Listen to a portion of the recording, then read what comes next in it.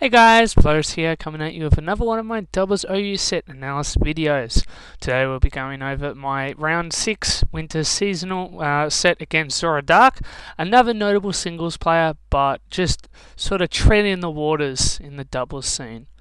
As you can see, we've bringing my nice lovely Cian team once again, whereas we can see he has a Rain Mega Metagross team. Matchup is pretty damn hostile towards my team. Kingdra Rain is much harder than Ludicolo Rain, just because Kingdra's faster, and so like Genesect won't outspeed it in Rain, and I mean Ludicolo, if it's like timid max speed, can outspeed Genesect, like Scarp Genesect, but like no one runs timid Life Orb Ludicolo, so like yeah. But yeah, like this. The matchup's not that fantastic. I'm sort of in my head thinking into going into this. Pelipper could be like a timid Sash Pelipper. That would make sense. The team looks pretty aggressive, and so that would fit with the sort of aggressive style it at least shows on Team Preview. So yeah, Muck could be annoying. It just depends. I haven't got really any way of one-hit KOing it except maybe Excadrill. He doesn't have Intimidate, so that is actually something good to know. Can't reduce any of my physical attackers, and I only have 3 physical attackers with the Excadrill, Tyranitar, and the Genesect. Genesect is mixed, of course. That's what Scarp Genesect usually do, but I mean, I've still got decent physical damage output, the Dragon Dance on a Life Orb, and just the download boost, so yeah, that would be nice for getting some good offensive pressure off. In terms of leads, like, there's a couple things I could lead. I don't think I'd want to lead Rotom. I think I'd want Rotom in the back. Like, I'd probably lead, like, Tyranitar, because either I find out it is a max speed Pelipper or I don't. If it's max speed, fantastic. If it's not, well, it's in the same position if even Tyranitar was in the back. To get stand up, I'd have to sack off something, because Tyranitar can't really swap into water type attacks. I mean, it can take them, but I don't want Tyranitar going down to like 10-20% just to get weather up. That's just not worth it at all. So, yeah, I could maybe go. I probably don't want to lead Salamence, just because if you lead some Metagross, it's kind of mute. The Intimidate isn't really used, and that's why I'd lead Intimidate. Because he only has, at least on paper, 2 physical attackers. Could be physical Tapu Koko or something, I guess, but like, yeah, I don't know. We'll get into the game though, and we'll have a look at what's the go. Alrighty. Okay, so we've got Metagross and Tapu Koko against the Tyranitar Tapu Lele. Alright, so I'm glad I've led Tyranitar, because it's threatening the sand pressure. So Tapu Koko would probably want to switch here, or like I doubt the Metagross would want to switch, but Tapu Koko might like Volt Switch or U-turn, I guess, if it has it. And can go for them, get that switch potential that brings in the Pelipper. So, I mean, he might not bring in the Pelipper, but one would assume so, because you kind of want that Kingdra to have that speed boost, whereas I want my Excadrill to have that speed boost. But in terms of leads, this is a really horrible lead against me. Like, it's nice I've got the sand up, but Metagross threatens 1-hit KOs in either of them, both of the Iron Heads. Whereas Tapu Koko is super effective on the Tyranitar, but its Dazzling Gleam's a free KO with Sand Up, so it's not doing that fantastic. And I don't think you'd want to swap Metagross and a Pelipper just to get more Dazzling Gleam damage, because I'm probably going to get a knockout on your Tapu Koko in return with my Pokemon. So what I would want to do here is I'm going to swap Tyranitar into Excadrill, because that can't be punished, unless he has Hammer-Arm Metagross or Earthquake. That would be the only ways you could really touch that Excadrill swapping in. If he has either of them, if he Earthquakes, he'd have to bring in Pelipper or Shaman, otherwise he's hurting his own Pokemon, or they're protecting, which means I gain, like, they use up their Protect. And if he Hammer Arms, It gets a speed decrease, so I could probably bring in, like, I don't know, Genesect or Rotom or something and probably make something use of that. And I'm probably going to protect Tapu Lele here. I don't have a lot from this Metagross, really. Excadrill and Genesect would probably be the main ways of dealing it, or if Tyranitar can get a Dragon Dance up, then it can beat the Metagross, but it requires that Dragon Dance, and right now I haven't got a position to be able to freely set it up. So we're going to play for the turn, and we'll see what they go for. Okay, so we're swapping Excadrill in, and we are protecting, lovely. Does go for U-turn Tapu Koko, interesting. It's probably a physical Tapu Koko if it's going for that. He does bring in that rain, as I was saying, and yeah, he gets the substitute off with his Metagross. Well, it Mega Evolved. But the reason the Metagross didn't Mega Evolve there is if I did bring in Salamence, and what did I have on the field? I don't think any of Tyranitar. Yeah, Tyranitar or Tapu Lele, I'm pretty sure don't get any switch moves like U-turn or Volt Switch. So, I mean, you don't Mega Evolve because, like, there's not really a reason to. Nothing's threatening Metagross, and if Tyranitar is going to crunch, say I actually just go straight for a crunch, Mega Evolving, unless it's like a godlike physically defensive Metagross, the substitute's still going to be broken by my crunch. So, in terms of keeping the clear body pre-Mega, like, that's nice, but now that I think about it, there wasn't really any way Salamence could come in after Metagross's Mega Evolve, so I don't think Tyranitar or Tapu Lele get like an Icy Wind or Electro Web, you know, those sort of moves. So maybe if there was a Scarf Tyranitar and went for a crunch in the Metagross and I got a defense drop, but I mean, I don't know. It didn't really matter, basically, is what I'm saying. But let's look at the position here. So we've got my Excadrill, we've got my Tapu Lele against his Pelipper and Metagross. That's not a good position. I don't have Sand-Ups. This Excadrill really is threatened, and it's like I can't really swap Tapu Lele out because if you look in the matchup, everything else is pretty important compared to Tapu Lele. Tapu Lele is not there specifically to beat something, whereas everything else kind of is. Rotom Wash is for that Pelipper. Tyranitar is in general for pretty much his whole team. Excadrill, etc. Same thing. Like, all of them have got an important role. Tapu Lele doesn't as much. So, like, his basic play here would be, like, Scald Excadrill and Iron Head Tapu Lele.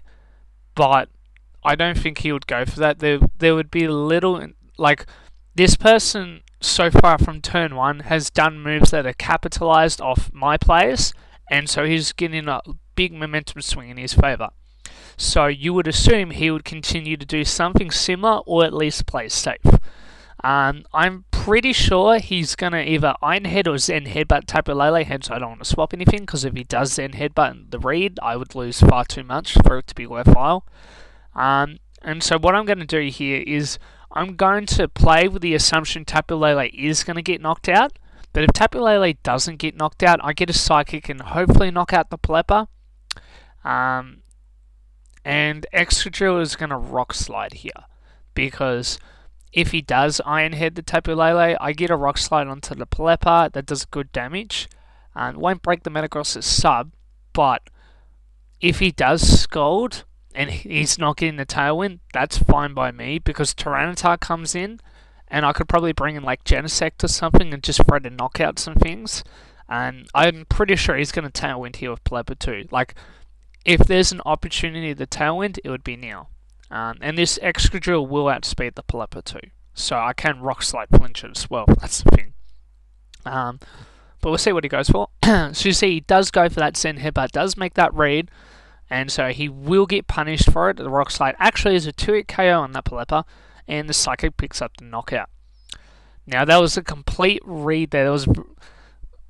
like, it was a relatively low risk play from him, but because I read it, I punished him for it, and I actually get a knockout on the play, but he definitely wasn't expecting that. He was 100% expecting Tapu Lele to swap out there. But as I said, Tapu Lele wasn't that important for the matchup compared to other things, so I was happy to sacrifice it, because if Tapu Lele does get knocked out, I get Tyranitar to come in, I set up Sand, etc, etc, I get nice momentum swing.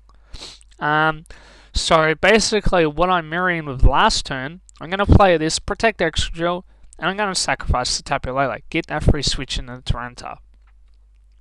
Okay, and he does Iron Head, yep, that's fine. We get a Tyranitar and we get the Sand up, which is really good because now Excadrill's outspeed and he can Earthquake things. I'm going to probably swap out this Tyranitar into a Rotom Wash, I would imagine, because Rotom Wash hopefully would survive any, like if, I don't know, he Dracos and Zen Headbutts the Tyranitar, Rotom Wash might survive that. It depends if Zen Headbutt procs Citrus Berry. If it does proc Citrus Berry, I might survive it. I'm pretty specially bulky Rotom Wash as usual. But I might get KO'd maybe by Sand or something. But that's fine because Excadrill is getting a free attack off then. So what I'm going to probably do here is Earthquake of Excadrill and swap in Rotom Wash, because I break the Sub Metagross and the Kingdra is going to take a lot of damage. So you can see, yeah, look at that, big damage. And we're going to have, okay, so it goes for an Iron Head, it does Muddy Water, knocks out Excadrill, but that's fine. Excadrill is basically, it's done the job I really required. I'm going to bring in Genesect. Now, that Kingdra is in Sand range, but Rotom Wash probably will get knocked out if he Dracos it, or if he goes for a Muddy Water still. It's going to do a lot to Genesect, or even Hydro Pump if he has it. So with that, I'm going to U-turn the Kingdra, because I get the knockout, and if Kingdra protects, that would stink, because more than likely you'll get a knockout on the Rotom Wash, but if he doesn't protect Kingdra, I'm knocking out the Kingdra, I'm pivoting Genesect into Salamence, which then can intimidate the Metagross because that substitute was broken, and I can Will-O-Wisp that Metagross. If he subs again, well, he's been intimidated, so that doesn't bother me too much. I can just break the substitute the following turn or something. So we're going to play it out. Now, Metagross does protect, interestingly enough. Doesn't get that substitute off if you wanted to go for it. Do get that Intimidate, as I said, and I try and burn it. So, okay, what is he going to bring in? Could bring in Tapu Koko. Nope, brings in Shaman. Alright. Well, Rotom's leaving. Rotom doesn't want to stay here, apparently.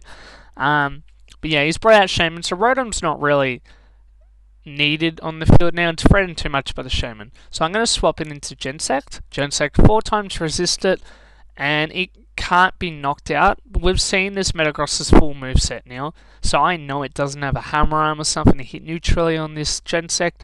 So unless he double crits of like a Zen Headbutt Air Slash and Genesect slot, that would be maybe how he knocks it out, but I don't know. He'd have to get super lucky for me to be punished heavily by that. And that also means Salamence gets a free turn. But I could just protect Salamence here, and I'm pretty sure I do. Yeah, I do protect Salamence. Don't Mega Evolve it, no need to lose the Intimidate. Does get the Special Defense drop in Genesect, which is annoying. But as we can see, Shaman has had his Sash broken now, so I could just Ice Beam and knock out the Shaman.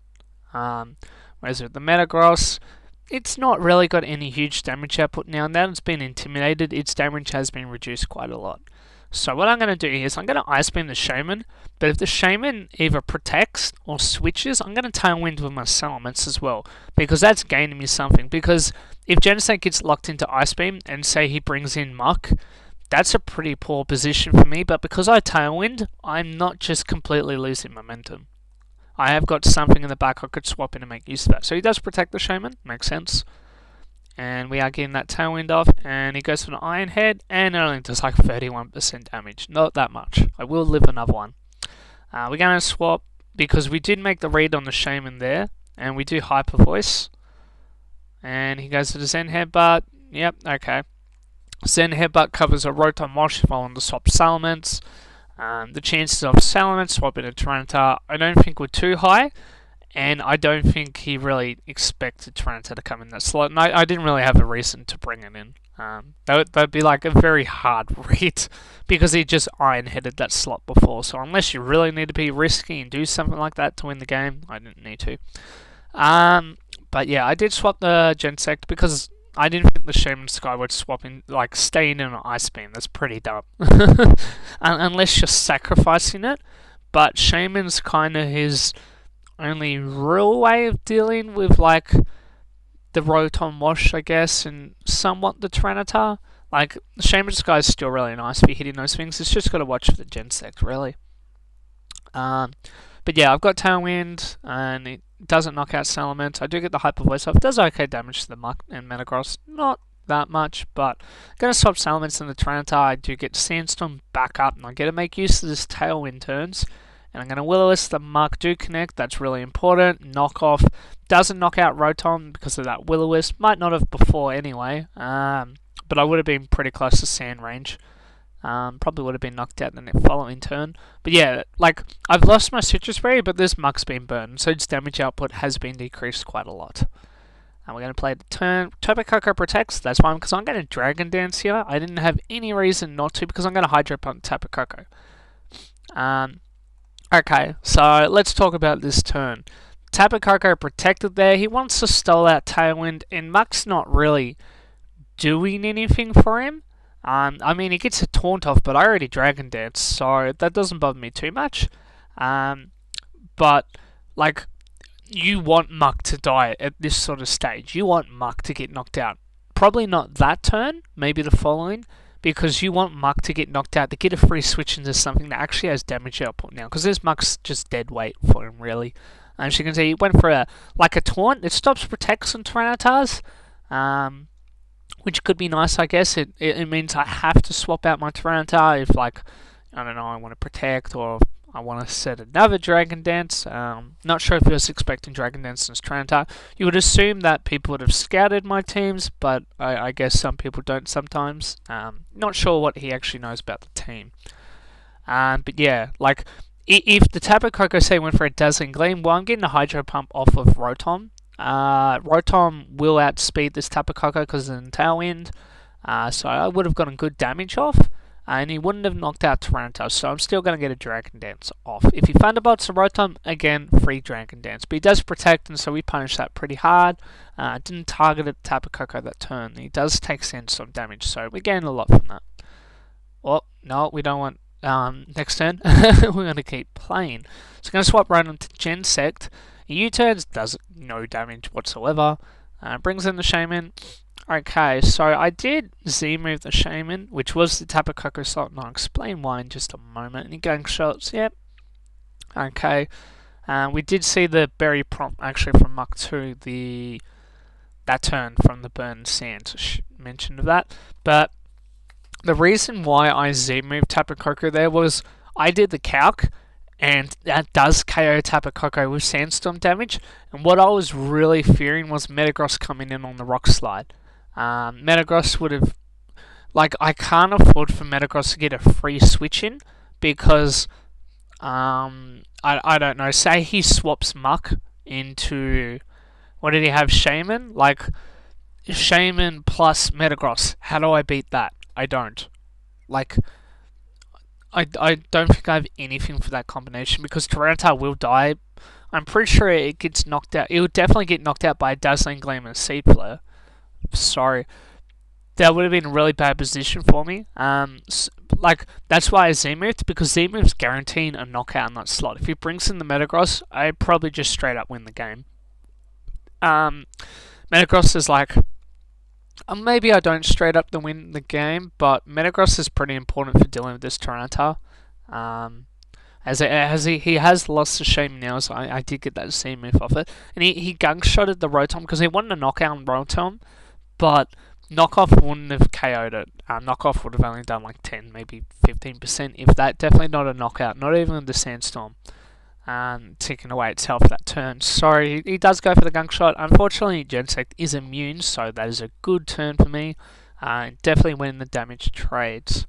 He protects Tapu Koko, which is fair enough. It's baiting out if Gensect does go for the Iron Head, and if say my Genesect Iron Heads Tapu Koko there, Tapu Koko protects, Muck's knockoff in the Genesect right there. That is what he is going for. He's going for a knockoff in that slot. But I didn't. I've U-turned the Muck, and I'm going to Rock Slide, as you can see here, because that knocks out the Muck. And that's still giving me damage on the Tapu Koko. And he does protect, so I'm getting good stuff out of that. Here, if Tapu Koko U-turns again, it's not knocking out Tyranitar, and my Crunch will knock out his Metagross. So, I mean, it is a 4-2 favour for Pokemon, but these two Pokemon he can win. But Electric Terrain is going to end in a moment, which is also really important. So he does pull out Dazzling Gleam, so it is not in fact physical, but it is a mixed Mr. Rock Slide and Metagross, which is unfortunate. But I did want the Rock Slide there because I didn't want to target the Metagross if it protected. Because if he Dazzling Gleams, he can Dazzling Gleam the next turn and probably straight up win the game.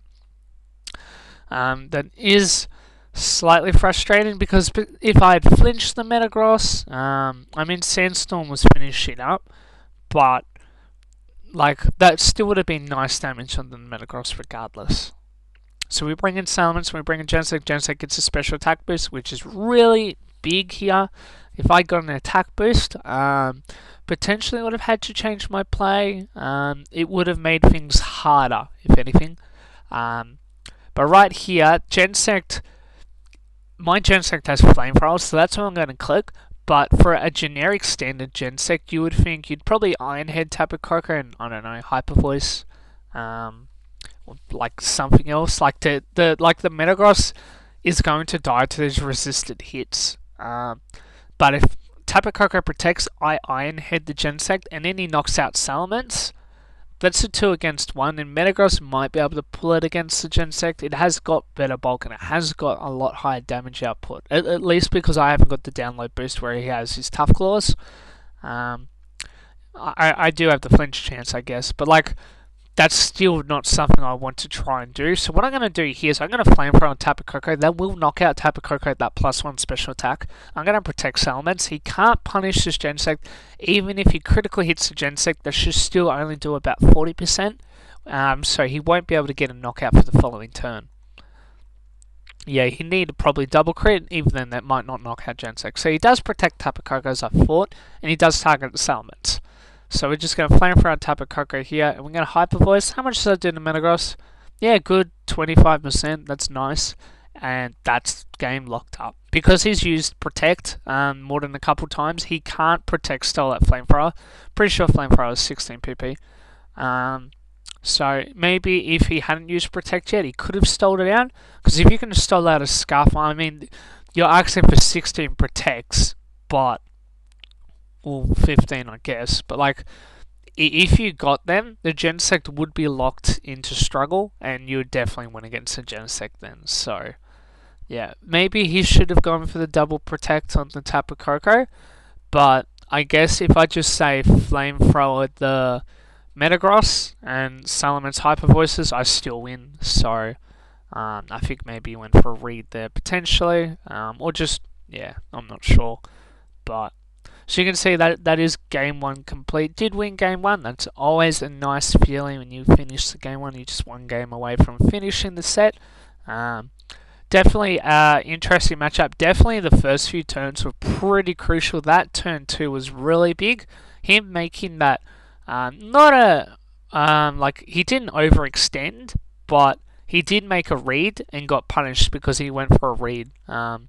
Potentially, he should have just Iron-Headed there. It would have been a lot safer.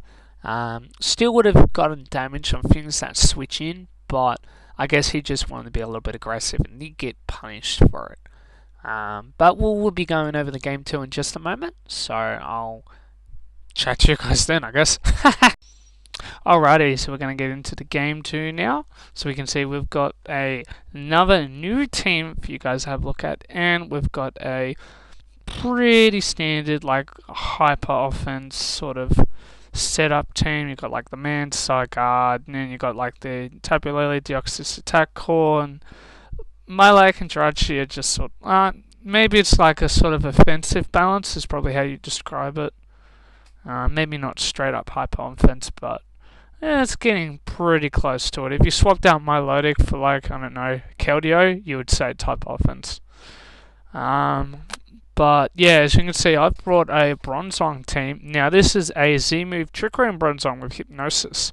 I feel like it's a really strong sort of thing to use just because like not as many teams prepare for sleep as they used to. They just slap on the Tapu Koko or Tapu Fini and be like, yeah, it's done. Well, not always.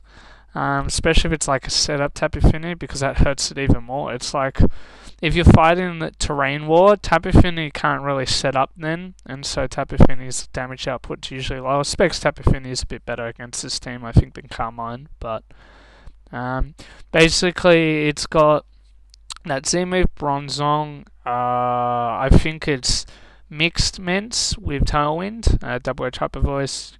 Got Rotom, Wash, standard bulky pivot.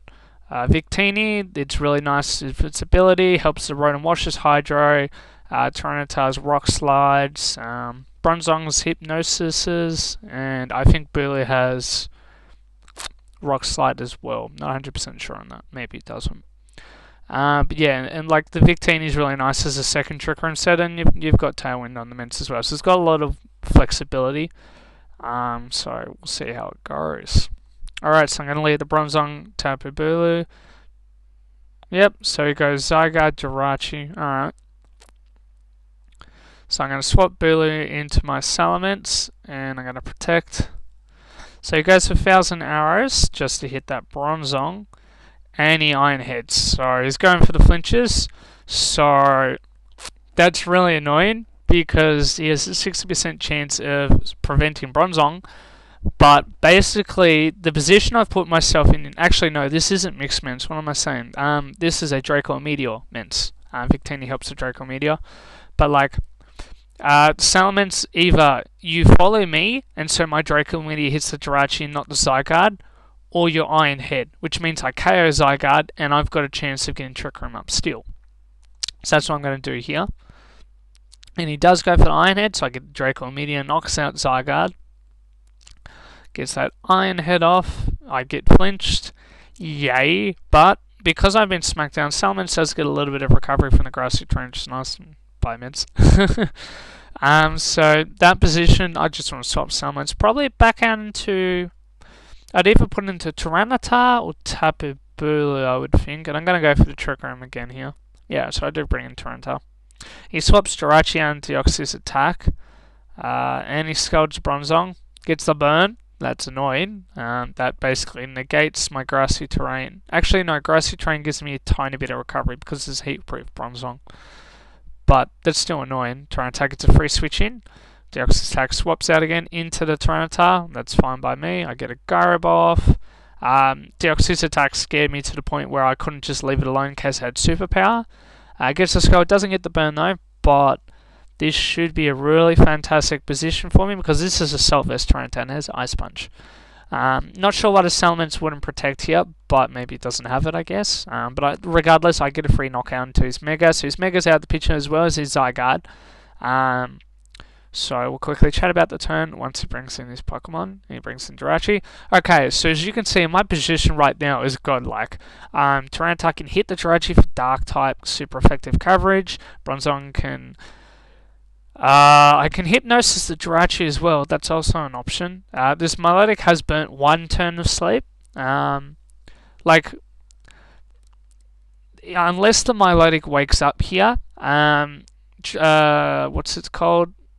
Victini would be an excellent switch in for the Tyranitar because it means that it boosts my Hypnosis, so it will hit the Jirachi for a 90% accuracy rather than 80, gives it that little bit of a buff in accuracy.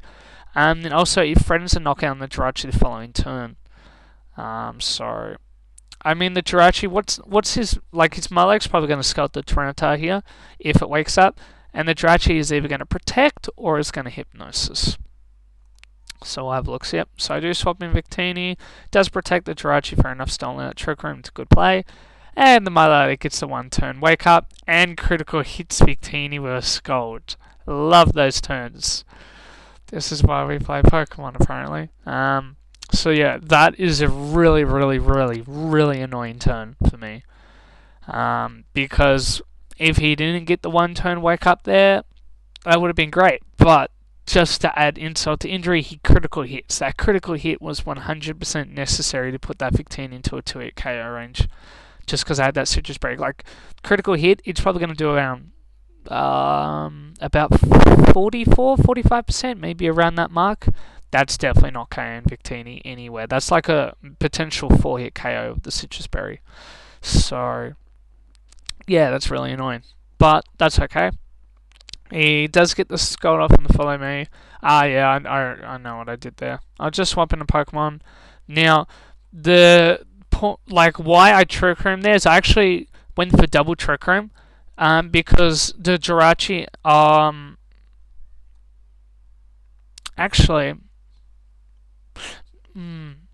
okay, so when I was playing this, I was like, double Protect's gonna happen, but now that even I look back on it, the Jirachi protected the previous turn. Yes, Jirachi doesn't have any offensive pressure, so that's why Milotic would not protect. You just follow me and get a knockout on the Victini. So if I was thinking correctly there, I would have Hypnosis with the Bronzong. If I had Hypnosis and I didn't miss, that would have been really good for me, but for some reason I went for the double trigger. Like, I was trying to get fancy, and I'm like, oh, you know, if he leaves my Pokemon alone, I get to extend Trick Room, and like, I should be able to seal up the game from that position. But because I've done that, I've just made this really difficult. So that was definitely a mistake. All I had to do was Hypnosis there. I didn't, like, because if he double protects, good for him. I can just, you know, set Trick Room or try attempt to again. I guess I was a bit scared of the Jirachi and Iron Heads, but like, I had options. But I'm going to bring a Bulu here. Going to Iron Head. Critically hits the Bulu, which is always nice, and he pulls out the Haze on Milotic, and he flinches Bulu, but I do get a Trick Room up, but that's really frustrating that another critical hit puts the tapping Bulu into presumed another Iron Head range, which is really frustrating. And he gets the flinch as well. If he didn't get the flinch, I would have knocked out the Milotic straight up there. So right now this Bronzong's not helping me too much, so I'm going to swap it out. I'm going to swap it into Tyranitar. He does follow me. I get the Horn Leech off. That's nice, and get 50% health. Pulls out the Z move. Pretty sure that's an Icy Wind Milotic with the Z move, so that might not have KO'd if the critical hit wasn't there. It would have been a pretty weak. But I mean, if he has Ice Beam, then that's a useless thing.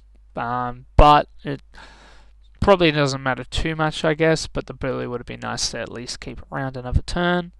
But yeah, okay. So we got Tyranitar right on. He Scalds the Tyranitar. Doesn't get the burn. I actually doubled the Jirachi there because I was scared that the Milotic would protect and the Jirachi would get free Iron Head or something off. So we'll have a look. Yep, so I get the Crunch. And what happens here? He has the Citrus Berry. Unfortunate. Critical hits. Burns the Tyranitar. I do get the Thunderbolt off. It does live. And another critical hit. You can see where this game's already going. I mean, I'm being pretty salty about this. But to get 2 crits and a burn on that and have 2 previous crits during... Like, we're only at turn 12. Realistically, that's a lot of critical hits for just turn 12 for a doubles game. That's a lot of critical hits. And they're all on my side. I haven't got a critical hit on his side. To be fair, I haven't got as many attacks off as he has. So the chances of me getting critical hits are diminished. But it's still really frustrating to have so much... of these sort of RNG-based unlucky events happen to me. So I have got Trick Room up. Now I do misplay here, because if you were smart, you'd double protect here. Yeah, because you could like double the Jirachi, you know, like the following turn, stuff like that. I had options, but for some reason I wasn't thinking I didn't double protect, and so he gets the Icy Wind off. I'm pretty sure I Thunderbolt the Milotic here in Hyper Voice. Yeah, so I do Thunderbolt. Does okay damage. And it's like, oh no, the Icy Wind's huge here, and I mucked up. It does survive, so unfortunately that probably was a roll once again. So, more unlucky stuff. But here, the Milotic outspeeds my Salamence, so like I've just mucked up big time. The Jirachi outspeeds Rotom, so now I get flinched. Icy Wind misses Bronzong, so that's somewhat nice. But Rotom flinches. And it's just like, man, every single time the Jirachi's gone for Iron Head, I'm pretty sure it's flinched. So he doubles the Bronzong, I get the knockout on the Jirachi, flinches again on the Bronzong. It's like, this Jirachi's done a lot of work for him. Okay, so we've got the Deoxys attack, pulls out knockoff. If he didn't have that, he couldn't have knocked out Bronzong there unless he doubled, and he had to superpower at that point. So it's like, there's not really much to talk about at this point because the game's practically over. I mean, I was going for a win condition, and basically what that is, unfortunately Deoxys attack protects there, but I need to get a Thunderbolt onto the Deoxys attack and paralyze. If I can do that, I can win the game, potentially. He does protect, so I go for a double protect. I do get it on Salamence. He goes for a knockoff. He goes for the Icy Wind again. Not sure really why he's Icy Winded at this point. You would think Scald's better. I get the Thunderbolt, but I don't get the paralysis. And so I try and get a triple protect because I have to get that like knockout on Deoxys for it to be okay for this turn. And I get the knockout on Deoxys attack, but since Salamence is gone, Tapu Lele just comes in and wins the game. I just go for some protects, try and scatter. I'm pretty sure this is Scarf Tapu Lele though, but I don't know. Attempt, I don't think I used protect on the Rotom yet. Sorry, I think maybe I could have stalled out Psychic. I think it has 16 PP. But yeah, that's basically, that was game 2. I did misplay that turn, as I said, with the Victini, now that I look at it. If I just Hypnosis, this game probably would have been a heck of a lot easier, but I don't think anyone can deny how unlucky I was in this game. I was extremely unlucky. I mean, on saying that though, even if I Hypnosis, if I had missed Hypnosis that turn, it wouldn't have mattered anyway, because I would have been in the exact same position.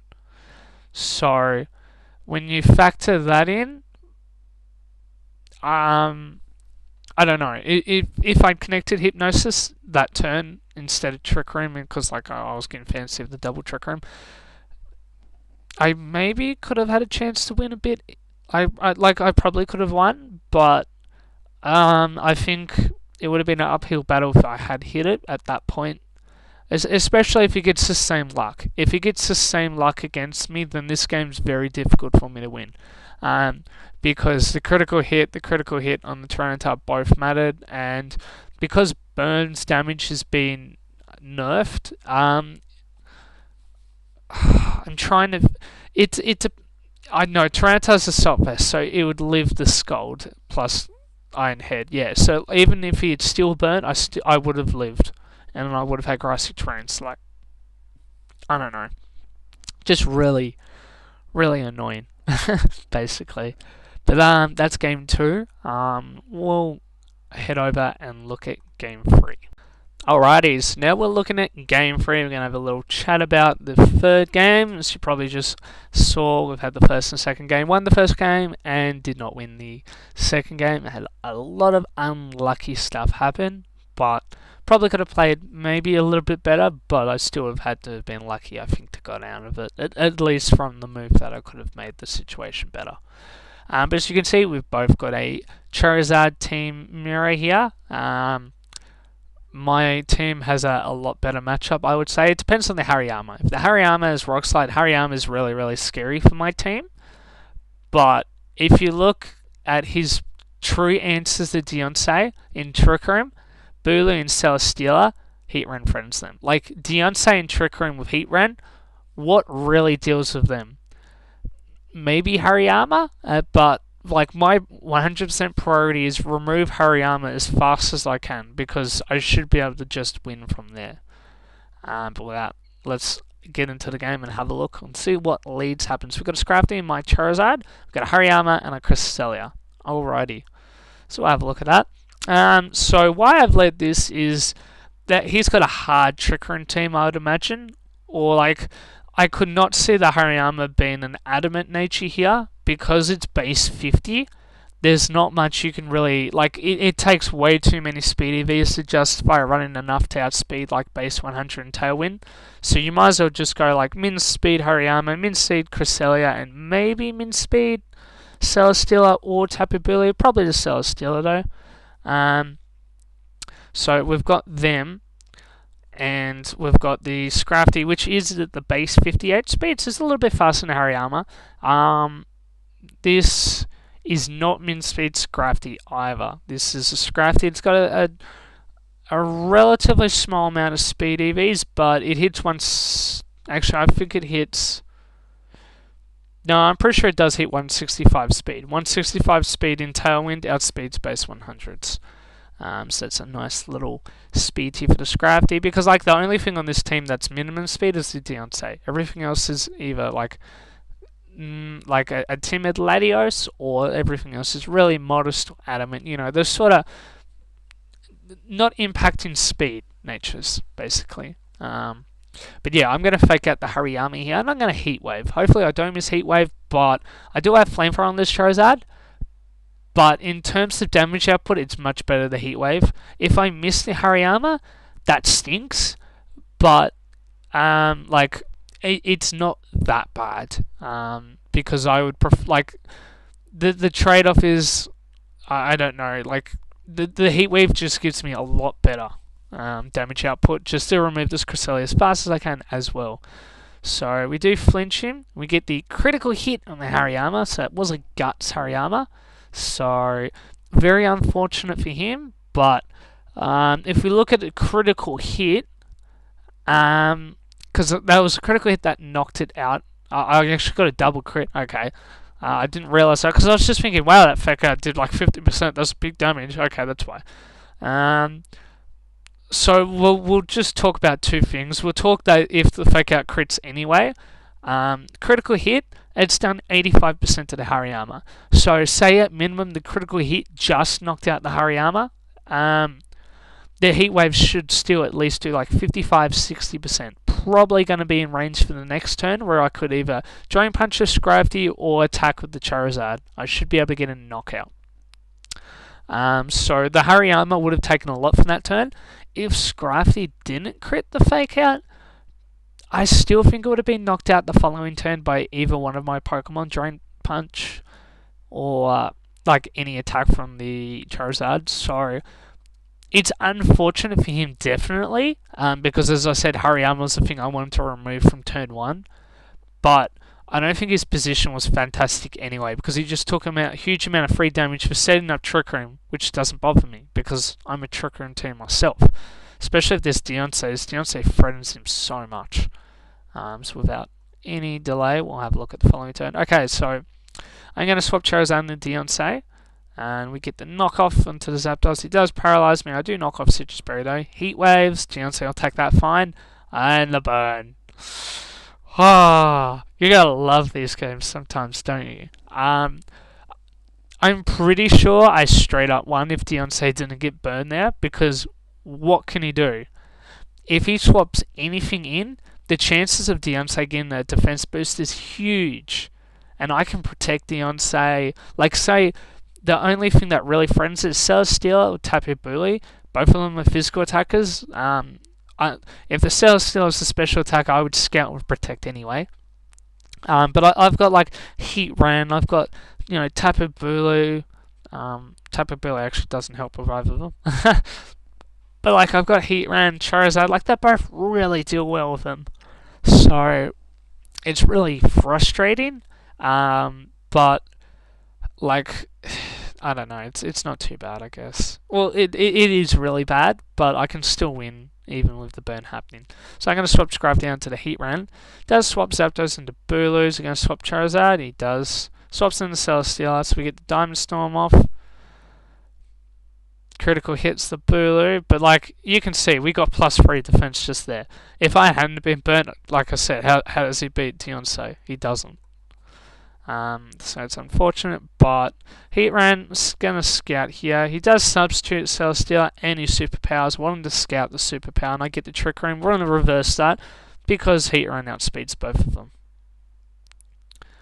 Okay, so he swaps out Bulu and the Charizard, and I'm gonna swap my Deontay and the Scrafty because I'm fearing that this Tapu Bulu could be Assault Vest, and so it might knock out Heatran with superpower.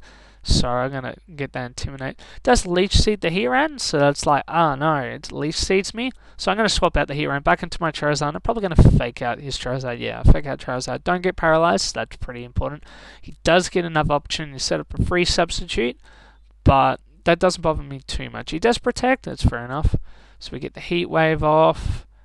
We get the Heat Wave. Miss Charizard. Yay. Because you can see knockoff damage. That was definitely Heat Wave range. Charizard would have been knocked out there. So the ways for my opponent to win, he's getting everything he needs to win this game, basically. He's got the burn on the Deontay. I've missed a Heat Wave now. I mean, the critical hits, I guess, on the Hariyama stink, but realistically, the stuff that he's got impacts much more than the critical hits I got, because I would have probably removed the Hariyama pretty quickly anyway. Especially if it's the guts, because it definitely wasn't fit for that. He goes for the overheat, doesn't knock out my bulky Charizard. Get the Heat Wave off. As we can see, it does knock out Charizard. Do connect this turn, which is important. He Leech Seeds the Charizard. So Charizard is going to hang around for another turn. Heat Rain's on the field. He brings out his Zapdos. I'm going to swap out Charizard. Going to bring in Scrap to get fake out pressure the following turn. Pulls out, protect Zapdos. Got the double protect. So I substitute. Absolutely punished for that stolen there. Because my hit run outspeeds his Celesteela. More than likely. Have I seen any speed tiers?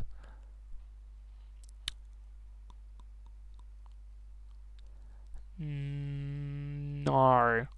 But unless he's like a timid Celesteela or like a jolly Celesteela, he's not outspeeding Heatran just because of natural speed tiers. He needs a lot of speed investment outspeed like a Heatran. But basically, this like I substitute because if the Zapdos Thunderbolt's Heatran, I still get a substitute unless he critical hit. But even then, I don't think a critical hit would put Heatran below 25%. And so, if he substitutes a Celesteela, good for him. Heatran's still getting a substitute up. But, as you can see, he does double protect. And Heatran gets a free substitute. And Scrafty comes in with fake out pressure this turn. So, he protects Celesteela. I get paralyzed when I was trying to fake out the Zapdos to prevent that Tailwind going up. As you can see, Heat Wave does knock out the Zapdos. So, if I denied the Tailwind there, how does he win once again? He doesn't. It's really frustrating. But that's okay. Like I said, he's getting everything he needs to win. Can't blame him for going what he needs to. So I'm going to swap out Scrafty. I'm going to bring in Charizard. And I'm going to Heat Wave here. Leech Seeds. Just fair enough. Needs as much passive recovery. Probably should have Leech Seed the Heatran if he was thinking. It is the Salt Burst type ability too, now that we see that. Charizard does get knocked out, but that's what I wanted, because Scrafty gets the free thingy. Now, basically, if he critical hits the Tapu Bulu's superpower on my Heatran, I might lose. That's probably Draco or Meteor range for the Latios, but like if he does crit superpower here, I can lose. So we see the Celesteela does protect. But I do get paralyzed again, so I don't get the fake out, which I was trying to prevent the Tapu Bulu, but he doesn't critical hit, and that's huge. Tapu Bulu does get knocked out here. And so I believe that will leave it to the last turn of Tailwind for him. Yeah, it does. He pulls out Hidden Power Ground. I didn't want to protect of Heatran there, because if he substitutes Celesteela again, that hurts me, and Scrafty can get paralyzed. So I don't want to just protect Heatran, Scrafty get an attack off or something. This is a bulky Heatran though, so that's why Hidden Power Ground did not KO. If it was a timid Heatran, no, it definitely would have KO'd at that point. I could have lost the game, but I do live, and I get the Heat Wave, do knock out Celesteela, and that is game over. Because knockoff picks up the knockout, and it is Expert Power Cresselia, which I thought it would have been from the damage output. But like, these two final games had some really big RNG factors happening towards my opponent. There was a couple of occurrences where they were some were helping me, but as I think you can probably all agree, there was definitely swayed into my opponent's favour. But we do win the set, which is nice. We will be progressing to the next winners bracket of the Doubles OU Winter Seasonal. yeah, it's the winter seasonal. Um, so I'll be talking about my next set. I think that'll probably be in a week's time or so. I will be continuing a couple more Flourish the First episodes. Probably be recording them perhaps next few days, maybe tomorrow or something. Got a couple other tournament songs, so I've just got to be a little bit careful with my time. But hopefully you guys gain some insight or at least something from this. That means I'm not just wasting my time here. But it's still good for myself as well. These post-reflection things are always really good because you get to talk about the decisions you're always making. Like, you should be making a decision and have a reason for it. If someone asks me, why did I substitute Heatran that turn? I have a reason for it. Like, you shouldn't be, oh, I'm just going to bring in Latios for something. Like, there should always be a reason for it. So, yeah. I feel like it's good practice for yourself when you're, like, either reflecting on games that have happened or during games. You can be like, why am I doing this? Like, what's my reason for swapping out Heatran? And then you can sort of look at it sometimes. Is it actually worth it? It's like, I don't know, you could swap a Latios into a Heatran so it doesn't get knocked out by a Sylveon. But if Latios actually does complete nothing against his team, what's the point of that? You might as well sacrifice the Latios and preserve Heatran's health. Or, like, if you don't want to risk the HP ground to the Heatran, like those sort of things. Risk versus reward, and yeah, that sort of stuff, I guess. But thank you guys for tuning in regardless, and I guess I'll catch you guys in the next video.